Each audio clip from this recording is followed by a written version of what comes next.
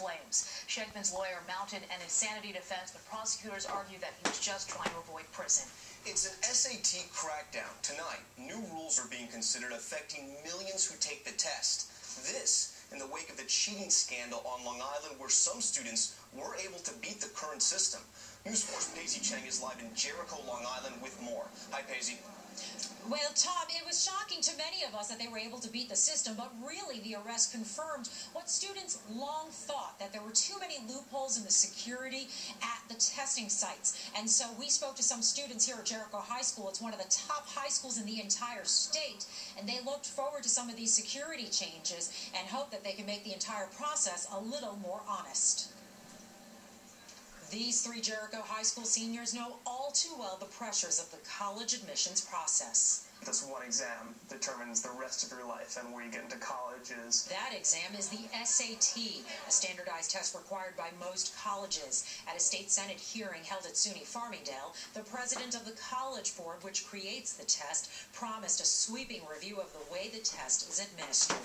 We do 3 million tests a year all across the country, and very seldom do you ever hear of these kind of problems. The changes were prompted by a cheating scandal at Great Neck North High School. 6 former and current students were arrested for allegedly paying 19-year-old Sam Essagoff, also of Great Neck, to take the test for them.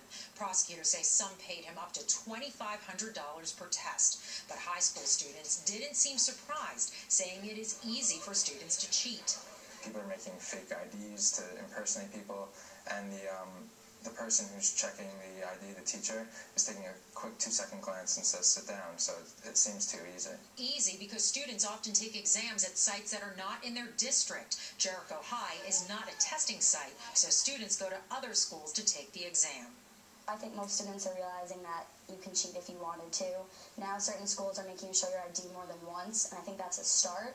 But there definitely needs to be more new systems put in place. The principal of Great Neck North High School presented a plan to the board to reduce cheating, which includes making students take the SAT in their own district and to better train and pay proctors. Other ideas are to use digital photography to help verify student identities. But the hearing is just the beginning of the review of a decades-old system.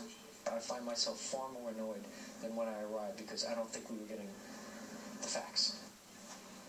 Now, coming up in November 5th, in fact, there is another SAT that will be administered, and for that test, they're going to retrain some of the proctors and give them a little more information about making sure that they are double-checking the identities of the students. But long-term solutions will be provided by an outside risk management firm that's going to take a look at how the entire system is put into place and see what security flaws exist. Live from Jericho tonight, Paisley Chang, News 4 New York. Okay, Paisley, thank you. Now to the Bronx and a